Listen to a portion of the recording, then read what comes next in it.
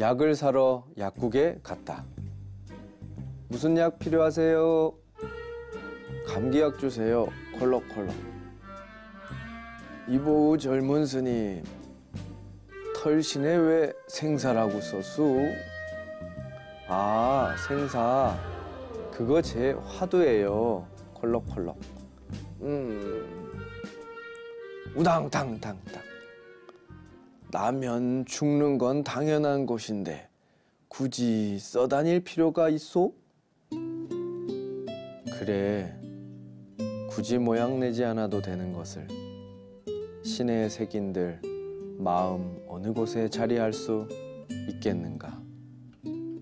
생사가 이곳에서 나왔으나 이곳에는 생사가 없다. 해안선사. 그 노인이 세상의 모든 이치를 통달한 이가 아니라 그저 궁금해서 물었다 할지라도 내가 궁금해하는 연유가 닮아있지 않았나 싶었습니다. 만약 그이가 내게 조언을 해준 거라면 그것도 더없이 감사한 일이 아닐 수가 없었지요. 네, 잘 봤습니다. 좀 뭔가 좀 무거운 마음이 들긴 하는데 약간. 오늘은 생사라는 그런 제목의 카툰을 통해서 어라스님을 만나봤습니다. 오늘은 약국에서 감기약을 구매하셨나요? 구매하셨는데 또 신발에는 또 생사를 적어 놓으시고 약국에서 계셨어요.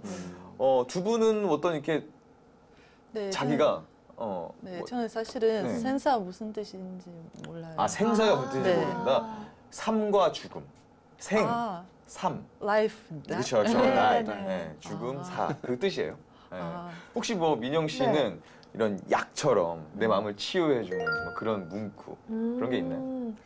네, 저는 있어요. 어떤 저는 거? 핸드폰 배경화면에 제가 저장을 해놨는데 그 수타니 파타에 나오는 말이에요. 그러니까 비난과 칭찬에 흔들리지 말라. 이런 말, 뭐 무소의 불처럼 혼자서 가라 이런 얘기가 있는데 그래서 평상시에 좀 비난과 칭찬을 들었을 때마다 한 번씩 켜봐요. 그래서 내 마음이 흔들리지 않게 이렇게 정돈하는 그런 글귀가 있습니다.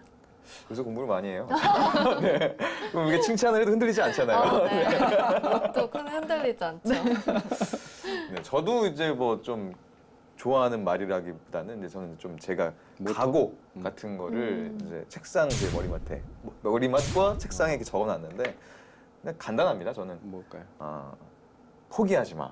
라는 그 맞아요. 글귀를 적어놨습니다. 절대로 포기하지 않겠다는 생각으로 좀 적어놨는데 제가 예전에 일을 그만두고 방송 준비했을 때 그 시점에 그만두던 그때를 잊지 말자, 포기하지 말자라는 뭐 그런 문구가 기억이 나네요. 그럼 나만 유별난 게 아니었네. 머리맡에 써놓고 뭐 똑같네. 뭐 핸드폰. 생사 이거는 좀 무섭지만 이렇게 글귀를 보는 것도 어떻게 보면은 화두, 스님께서 그 생사라고 적은 화두랑 비슷한 측면이 있는 것 같은데요. 근데 화두에 대해서 좀 더 궁금해지는 것 같아요. 그래서 자세하게 또 어떤 것인지 좀 짚고 넘어갔으면 좋겠어서 스님께서 설명을 좀 해주시죠. 네, 뭐 간단하게 이야기하면 이제 어른들이 얘기하기를 대화할 때 화자에다가 머리 두 해서 말을 하기 전, 말 이전의 도리를 밝혀라 뭐 이런 거예요.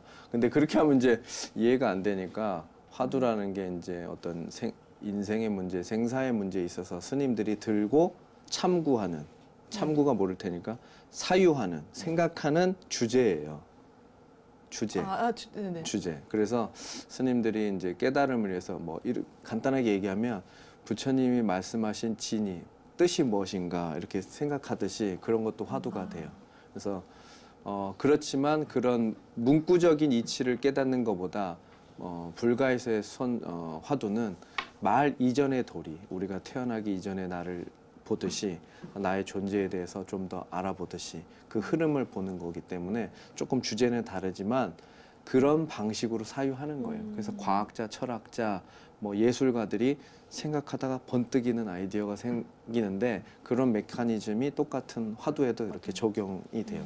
그래서 늘 생각하고 늘 잊지 말아야 되고 잡념이 있으면 안 되고 졸음이 있으면 안 되고 그러다 보니까 이제 스님들이 적어 다니거나 뭐 마음에 새기거나 이렇게 하는데 내가 이제 어릴 때는 좀 유별나게 했죠. 네.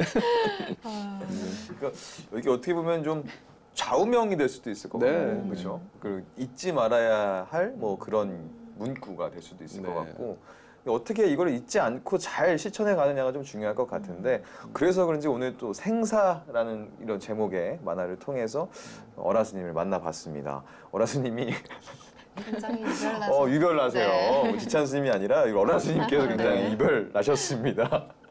이 만화 약국에서 일어났던 일인데요. 네. 어떤 이제 노인분을 만나서 네. 또 굉장히 뭐 가르침을 맞았다고 해야 될까요? 네. 뭐 그런 상황을 굉장히 재밌고 유쾌하게 또 꾸며봤는데 이 스님께서 이 만화가 탄생하게 된 뭐 이런 배경에 대해서 또 과정에 대해서 좀 자세하게 네. 설명해 주시죠. 제가 이제 출가 초기에 이제 수행하면서 많이 겪는 이제 일들 가운데 하나였던 것 같아요. 뭐 지금도 늘 자주 잊을 때가 많은데 그때는 뭔가 공부한다는 상을 좀 냈던 게 아닌가 이런 생각도 좀 들고요. 그리고 또 나름은 잊지 말아야 되겠다. 발걸음 하나하나마다 나의 화두와 함께 해야 되겠다라는 생각에 또 게다가 절에는 스님들이 신발이 다 똑같아가지고 많은 스님들이 신발에 표시를 하는데 점을 찍는 건 너무 일반화돼 있잖아요. 내 신발은 이렇게 표시해야 되겠다 해서 이제 화두를 썼는데 제가 약국을 들렸는데 이 노인하고 있었던 대화 내용을 만화로 만든 거예요. 평범한 대화였는데 내가 놓치는 부분이 있었구나. 그걸 느끼면서 이제 이 만화를 그리게 됐죠. 그것이 이제 생사의 문제이면서 생사의 문제를 어떻게 내가 마음가짐을 다시 좀 되새겨야 되는가 이 부분을 이제 깨우치게 된 그런 일화였습니다. 여러분들도 일상생활 속에서 그런 깨우침을 주는 순간들을 잘 잡들이하고 있는지 잊고 있는지 한번 살펴봤으면 하는 그런 내용이었습니다.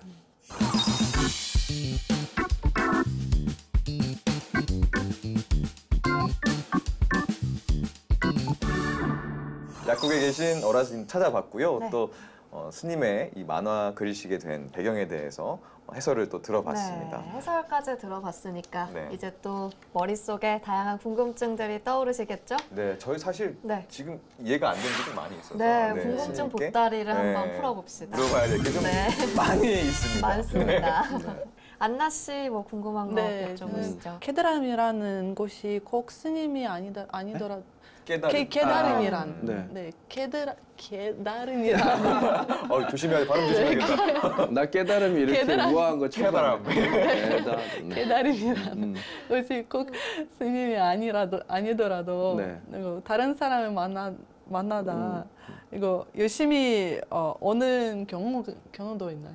있을까요? 그럼요. 그 큰 스님들 일화를 보면 뭐 그때도 아주 방송 초기에도 얘기한 것 같은데 바위가 돌멩이가 또로록 하고 굴러가다가 딱 부딪히는 소리에도 깨닫고 새 소리에도 깨닫고 문지방 이렇게 부딪히는 소리, 풍경 소리 내지는 다른 사람의 대화 아까 내가 할아버지가 한 말을 흘려서 한 말을 이렇게 네. 내 공부로 받아들이시지 경호 스님도 농부가 한 말 그 말 한마디에 딱 깨달았잖아요. 그러니까 그런 그걸 기연이라고 하는데 그런 기연이 있는 경우가 더 많아요. 그럼 혹시 뭐 해안선사는 어떤 분이신가요? 사실 나도 이 문구만 봤지 해안선사 스님에 대해서 잘 몰랐어요. 근데 이번에 보니까 내소사에 그 부도가 있고 그 부도 탑에 이 시가 있대요. 근데 저는 이제 인터넷상에서 그 구절을 보고 너무 좋아서 생사가 이곳에 있지만 그 안에 네. 또 생사가 없다 이런 구절이었는데 이게 화두이면서 우리가 생사 안에 살면서도 사실은 생사가 없다는 말 연기적인 어떤 흐름에 있다는 거지 우리가 보여지는 어떤 실체가 있지 않다는 그 말을 화두식의 어떤 오도송을 이렇게 남기셨는데 그분이 경허 스님 생존하는 그 1900년대에 있던 큰 스님 중에 한 분이셨대요. 18에 깨달으셨대요. 와. 네. 정말 일찍 깨달으셨네요. 네. 네. 혹시 그 약국에 계셨던 그분 네. 해안선사 가셨을까? 아니 생사가 없다라고 네. 이복의 스님, 네. 젊은 스님 네. 생사가 굳이 거기다 적는다고 있는 것이 없고 없는 것이 있는 게 아닐세라고 얘기하시는 게 보니까 네. 약간 해안선사께서 하신 말씀이랑 좀 맞닿는 게 그래서 이제 궁금하더라고요. 그 시를 거기다 만화에다 네. 넣었어요. 네. 또 기연에 만나신 게 아니는. 네. 근데 제가 못 깨쳤네요 또. 네, 저 또 그럼 깊은 질문으로 좀 약간 들어가 볼 어려운 텐데요. 질문? 네. 네. 저는 이 생사라는 게 어렸을 때는 그 죽음에 대해서 그냥 막연히 무서웠거든요. 네. 그래서 어머니께 죽고 싶지 않아요. 저 약간 이런 말을 했던 기억이 있어요. 그러니까 어머니께서 사람은 누구나 죽는다. 이런 말을 해주셨거든요. 근데 막연히 이렇게 죽음에 대해서 난 죽고 싶지 않아. 두려워 이렇게만 생각을 했었던 것 같아요. 깊이 생각해보진 못하고. 그래서 저희들끼리 좀 생과 사에 대해서 어떻게 생각을 하고 있는지 좀 얘기를 나눠보면 어떨까 싶은데요. 그러니까 사람들은 영원히 살고자 하는 욕망만도 있고 아주 작은 퍼센트의 사람들은 소멸하고 싶어하는 또 욕망이 있어요. 사실은 네. 그게 같은 욕망에 들어갑니다. 네. 그러니까 뭐 살고 싶은 욕망이 음, 소멸하고 싶은 욕망. 똑같아요. 그러니까 어떻게 보면 이게 생사일려라고 하나요? 네, 생사불이라고도 하는데 네. 삶과 죽음은 다르지 않다.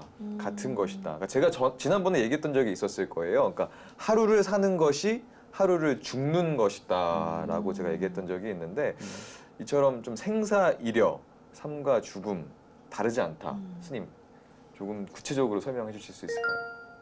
그러니까 연기적으로 보자면 흐름 안에 있잖아요. 시간 흐름 안에 있고, 그리고 우리가 자고 깨고도 있고, 그 다음에 스님들은 찰나생 찰나멸을 얘기해요. 세포가 많이 순식간에도 죽고 살잖아요. 그러니까 생사 가운데 있어요. 그러니까 우리가 그 흐름 안에 있는 것이지 어떤 어떤 개념 안에 생이라는 게 따로 있고 죽음이라는 게 따로 없다. 이건 큰 대승적인 관점에서 얘기를 하는 거예요. 흐름 안에 있는 거죠. 그러니까 실존적인 건 얘기하지만 실체적인 건 없다고 얘기한 거랑 같은 의미입니다. 그래서 생과 사가 똑같다, 동일하다 이렇게 얘기하는 거예요. 그러니까 본능적으로 목숨이 위협받는 상황이 오면 정말 살고자 하잖아요. 네, 네. 근데 이걸 불교적으로는 어떻게 봐야 될까요? 근데 이거를 네. 그 질문 뉘앙스가 네. 살고자 하는 본능을 나쁘게 보는 듯한 느낌이 더 많은 것 같아요. 지금 네, 질문이. 네. 그래서 사실 질문이 잘못된 건데 본능이 나쁜 거라고 아니에요. 생각해요? 나쁜 게 아니에요. 어, 본능에는 선악이 있는 게 아니에요. 그것에 이제 쓰임 안에서 그렇게 판단되는 거지. 다 살고 싶다 그랬잖아요. 그죠? 사는 얘기 했잖아요. 그러면 다른 생명도 살고 싶어 하죠. 거기에서 생명 존중 사상이 나오는 거예요. 그러니까 그 본능은 나쁜 거 그런 개념이 아니라는 거지. 그 안에 살고 싶어 하는 그 마음 안에 깨닫고 싶어 하는 마음도 포함되어 있기 때문에. 그래서 불성이 그 안에 들어가 있고 불성이 있기 때문에 깨달을 수 있는 거고 그래서 그거를 그런 뜻에서 봐야 되지 그거를 살고 싶어 하는 거에 대한 본능에 대해서 좋다 나쁘다 이렇게 하는 질문은 네. 잘못된 거죠. 네. 그래서 생명 존중 사상을 불성의 개념으로 이해해서 승화시키면 돼요. 그러니까 살려고 하는 그런 어떻게 보면은 삶에 대한 의지, 집착도 네. 이게 나쁜 것이 아니고 네, 어떻게 네. 보면 그냥 인간의 본성이기 때문에 네, 그거를 네. 뭐라고 욕할 수는 네, 없을 것 나쁘다, 같은데 좋다 예, 판단할 수 판단할 그 수 안에서 쓰임만 우리가 잘 잡들이하면 돼요. 네. 그런데 간혹 이 생사를 본인의 의지대로 하시는 분들이 있죠. 네, 있죠. 바로 자살 네. 하시는 분들인데 우리나라가 네. 자살률이 또 높잖아요. 네, OECD에서 또 1위입니다. 그만큼 어. 자살률이 굉장히 심한데 심각한 상황에서 이 자살에 대한 그러니까 생사를 내가 결정하는 이 상황에 대해서 스님 어떻게 좀 보세요? 글쎄요, 불교에서 이제 뭐 자살에 대해서 긍정이다 부정이다 할 수 없지만 앞에서 말한 것처럼 우리는 생명 존중 사상을 가져야 돼요. 그 실체와 실존에 대해서 아까 얘기한 것처럼 그런데 이제 자살을 불교에서는 그걸 권장하지 않죠. 자살을 하면 그 괴로움이 내 생에도 이어진다 이런 이제 종교적 어떤 관점이 있다 보니까 그런데 불교 안에 생사를 아까 이제 좌지우지한다는데 일반인들은 생사를 좌지우지하지 못하죠. 그는 끊을 뿐이지 생사의 흐름 안에 있어요. 그렇군요. 맞잖아요. 네, 그렇죠? 계속 그러니까, 이어지니까. 그러니까 일반 사람들은 생사를 좌지우지할 수 없습니다. 그냥 그건 선택일 뿐인 거 생사를 좌지우지하는 거는 아라한뿐밖에 안 돼요. 네, 그 질문이 잘못됐죠. 멍청했습니다. 네. 근데 저희가 많이 어리석네요. 네, 굉장히 근데 이게 굉장히 되게 저도 소름이 돋았는데 네. 생사를 내가 결정하는 게 아니다. 아니다. 네. 생사는 계속 이어지고 있고 단지 나는 그 중간에 그 흐름을 선택해서 그냥 잠깐 끊어놓은 건데 또 결국에는 생으로 이어지겠죠. 네. 네. 또 고통받고 네. 또 병들고 늙다가 네. 또 뭐 이런 반복이 계속 네. 결국엔 육도윤회를 계속 진행하는 뭐 이런 일들이 이뤄질 것 같은데 네. 마지막에 저희가 또 큰 깨달음을 스님 덕분에 네. 또 얻습니다. 그만큼 오늘 이제 이 생사라는 이 만화가 좀 큰 깨달음과 네. 또 큰 의미를 주고 있는 것 같은데 이쯤 되면 네. 결론을 좀 내봐야겠죠. 네. 네. 이름하여 어라 통하였느냐. 네. 네, 네. 어라통하였느냐 이제 결론을 내봐야 될 시간입니다. 네, 선생님, 늘 네. 어려워요. 어렵죠. 저희도 어려워요. 아, 어려워서 네. 딱 한마디로 정리를 해주시죠. 그냥 제목 그대로 해야 될까요? 여러분들의 생사를 끊는 화두는 무엇입니까? 이렇게 한번 물어봤습니다. 제게도 화두가 있지만 스님들도 그 화두 하나를 가지고 평생 동안 그 하나를 밀어붙이라는 어른 스님들의 말이 있었어요. 근데 그 하나 가지고 안 될 때 어른 스님들 경우에도 이 화두를 들고 또 저 화두를 들어보기도 하거든요. 그런 적극적인 자세가 좀 필요하고 생사를 초월하는 문제의 어떤 화두가 처음부터 생기지 않는다면 내 앞에 바로 놓인 문제를 하나하나 사유해보고 풀어가는 것부터 해서 큰 문제를 해결하는 그런 수행자가 됐으면 하는 바람이고, 일상에서 보여지는 모든 모습이 깨달음의 모습이기 때문에 놓치지 말고 잘 보시면 여기 있는 저보다 먼저 깨달으셔가지고 큰 가르침을 약국에서 저한테 주실 수도 있습니다. 네. 그러니까 여러분들의 어떤 화두를 한번 잘 찾아보시길 바랍니다.